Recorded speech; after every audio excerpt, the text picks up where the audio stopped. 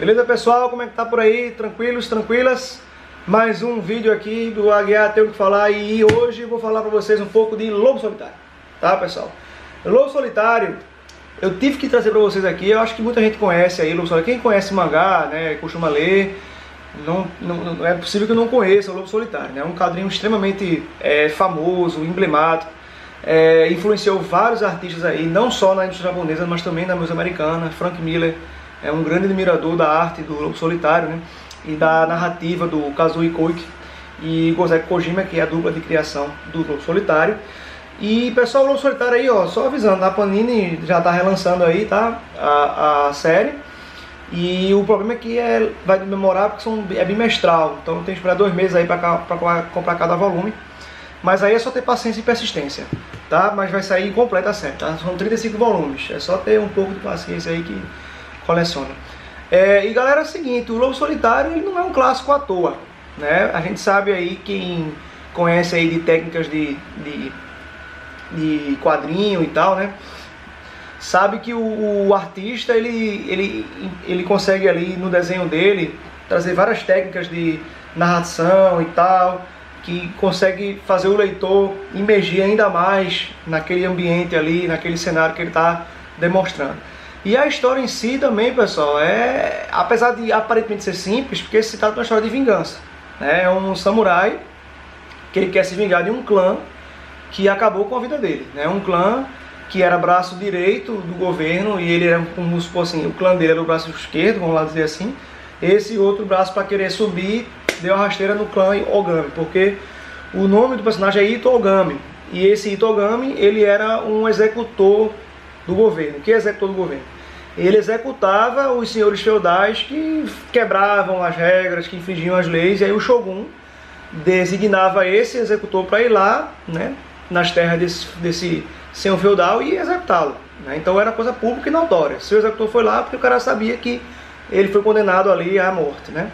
Então era um cargo de muito prestígio e um cargo de muita honra, o que subiu aí na cobiça do clã Yagyu. Esse clã Yagyu era o clã de espiões do governo, né? Então esses Yagyu queriam ter o cargo do executor do Ogami. E aí eles orquestraram lá toda uma tramóia lá de intriga para meio que plantar uma traição aí por parte do Ogami, né? Do Ito Ogami e a família dele. O que acabou, né, dando certo lá, e nosso protagonista, o Lobo Solitário, né, se viu de repente condenado por traição, né? Ele teve a casa dele invadida e tal, a mulher dele morreu quando entraram lá os caras na casa dele e derrubaram tudo. Ele foi condenado, né? E aí ele, não aceitando isso tudo, achando tudo aquilo um absurdo, mas também viu que não tinha mais como por meios legais provar a inocência dele, ele decidiu entrar no caminho da vingança mesmo, né? Entrou no caminho da marginalidade.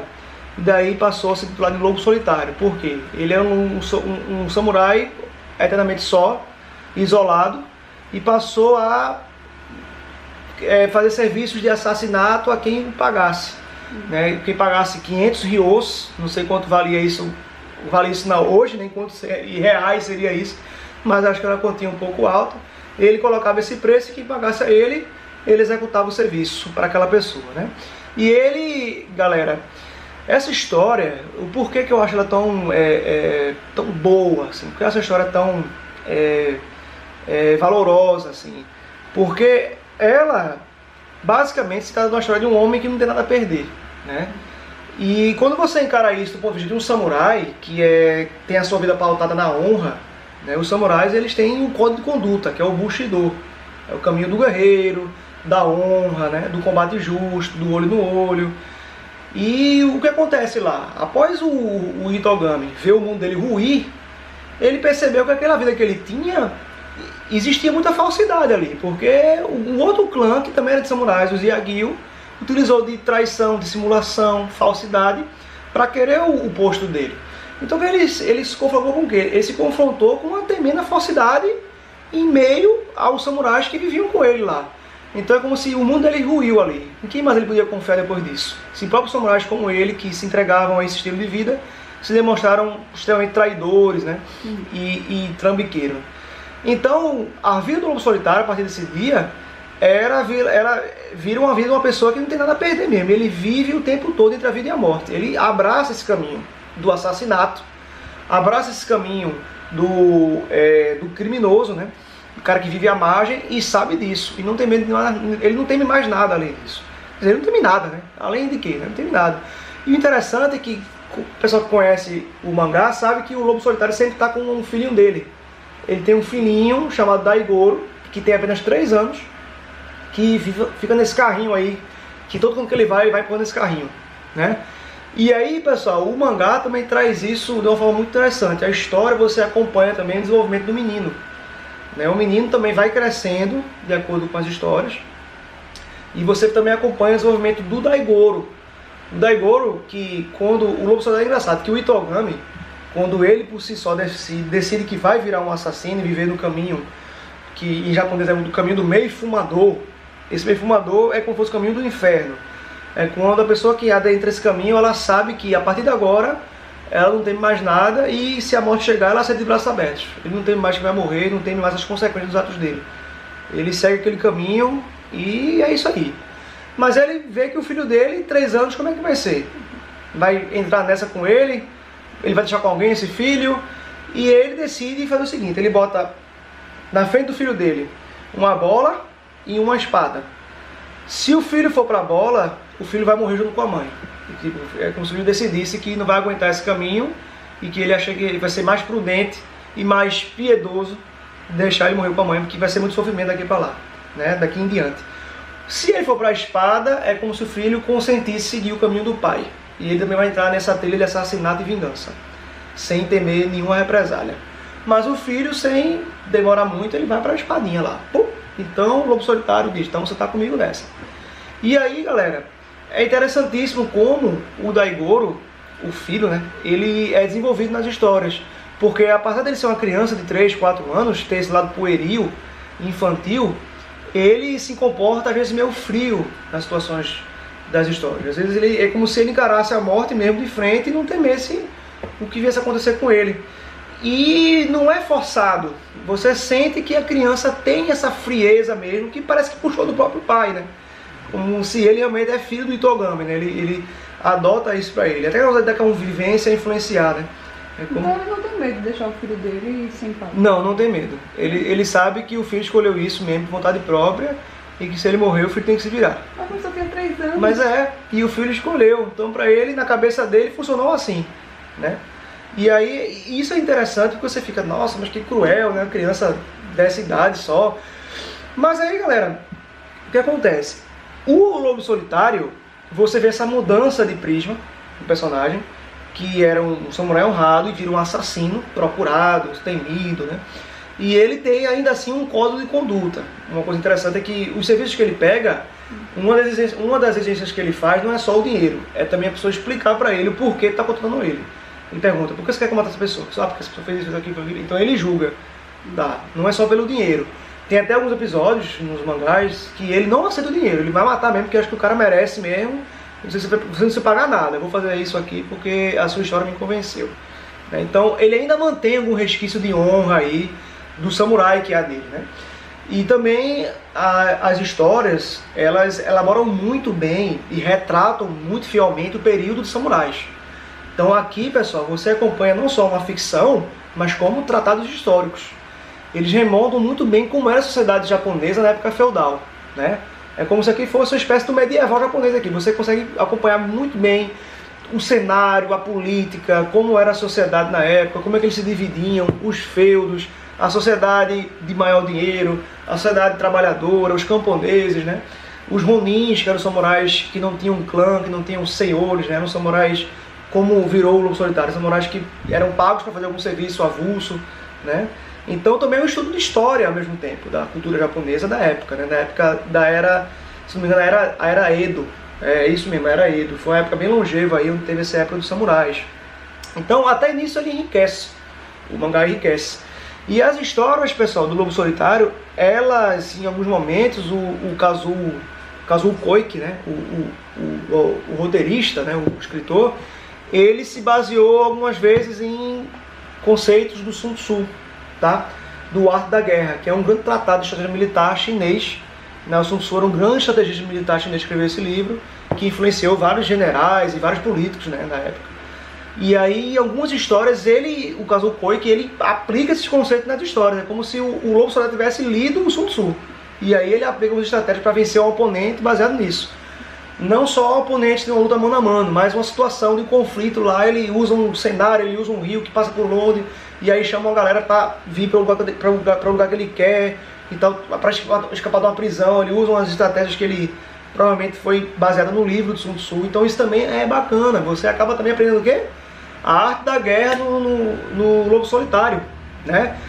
O Lobo Solitário, galera, é uma obra tão importante, de peso, assim, no mundo da cultura pop, né? Que ela não foi só, não só ficou nos mangás, né? Tem os mangás, tem também um seriado, foi feito mais de um seriado. Esse aqui eu comprei, tá? São 3 DVDs, cada DVD tem, acho que 3 episódios longos, de mais de 1 hora e pouco e tal, mas que não aborda o mangá todo, tá? Você vai acompanhar alguns episódios avulsos aqui dentro, não está em ordem cronológica também não. Tudo bem, eles botam o primeiro episódio, que é baseado no primeiro mangá, tá? Mas dali eles não abordam a cronologia certinha, eles botam alguns episódios específicos que eles acham muito importante e botam aqui. Então não segue a linha cronológica, tem que ler o mangá para entender a história toda, tá? Mas também não só tem essa versão não, tem outra versão também, de um outro seriado, Lobo Solitário, que eu acho que era um pouco maior do que esse aqui. Mas esse eu acho que é o que fez mais sucesso, tá? É muito bom, indico também assistirem esse DVD aqui, esse seriado do Lobo Solitário, tá, galera? Então, pessoal, quem não leu ainda, leia, tá? Procure, quem gosta de samurai, quem gosta de cultura japonesa, procura ver aqui, ó, vou mostrar pra vocês algumas cenas aqui, por exemplo, de luta aqui, tá? Que o Gozeki Kojima desenhava com um traço muito bom, muito dinâmico, tá? Também é bem característico do Lobo Solitário. As histórias têm muitas batalhas, muitas lutas sanguentas, assim, sanguinolentas, então tem uma violência também. Isso também era muita realidade, assim. Eles retratavam como a luta samurai era muito violenta, né? Cortando um cara no meio, né? Eviscerando o cara e tal, e passando a espada no pescoço. Ele não suavizava. Tipo, eles romantizavam, porque tinha a luta de samurai, toda a questão da honra, da estratégia e tal, mas era mostrada também a parte violenta da coisa, né? O sangue saindo, tá? Alguns exageros, né? Claro. Às vezes o Lobo Solitário parece que é muito rápido, ele enfrenta 3, 4 caras ao mesmo tempo e passa a espada, parece que ele tá com super velocidade. Mas eles conseguem fazer com que o leitor perceba que não é uma velocidade sobrenatural, não. É técnica de um samurai muito habilidoso. Então você não desacredita no que está vendo, você consegue ver que o cara é muito habilidoso, ele sabe o que está fazendo, né? Então até isso eles conseguem colocar aí bem nas histórias. Outra coisa é que o carrinho, tá, que leva o pequeno Daigoro, ele não é apenas um carrinho decorativo, não é apenas um carrinho de bebê. Ele é um carrinho estratégico também, né? Lá dentro desse carrinho o Itogami botava outras armas, lanças, tem hastes do carrinho que na verdade são armas embutidas, né? Ele aperta um botão aqui e sai uma lâmina e ele usa como uma lança. Depois ele embutiu aí no carrinho umas armas de fogo que ele atira lá, tipo, que ele pega com um cara, um armeiro lá. Ele vence um armeiro que ensina ele como se fabricar armas com pólvora, aí ele coloca isso no carrinho para enfrentar uma certa tropa que vem para cima dele. Então tem algumas coisas assim bem, né, um pouco exageradas, mas que também engrandecem a história e aumentam a lenda do Itogami, né? Tipo, você vê que não é um cara sozinho que enfrenta uma tropa e vence. Ele tem artifício que ele utiliza ali e consegue derrubar 3, 10 caras com um tiro, né? Que sai, sei lá quantos projéteis de uma vez só. Então é aquela coisa, ó, venceu sozinho. Não, ele venceu sozinho com um artifício que o capacitou para isso. E enquanto ele está sendo contratado, ele também vai atrás do pessoal do clã? Sim, aí exatamente. Existe, outra coisa que é bem bacana é a seguinte, existe a trama central, na qual a trama central é a vingança do Itogami sobre o clã Yagyu. Hetsudo Yagyu é o chefe do clã Yagyu, que é um cara bem velho, um coroa que orquestrou tudo para tomar o lugar do executor, né? Pegar o executor para a família deles. E aí o principal alvo do Itogami é o clã Yagyu.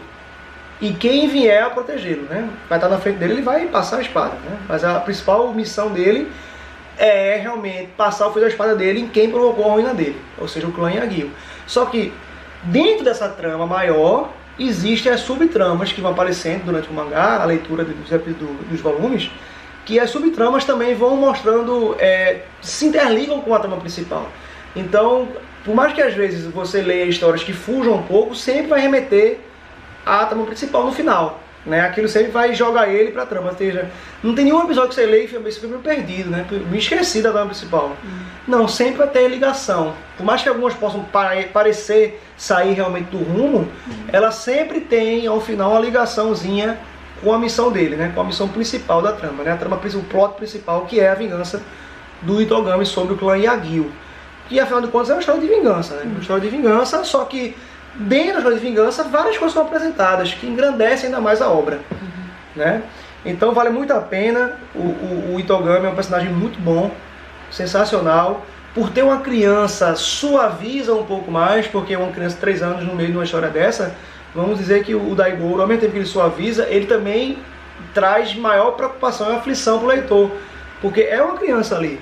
Mas tem vezes nas histórias que aparece a criança brincando com a borboletinha, indo no lago, nadando, brincando com outras crianças. Que o Lobo Solitário ele é itinerante, ele não para, o Itogami, ele sempre está perambulando pelo Japão.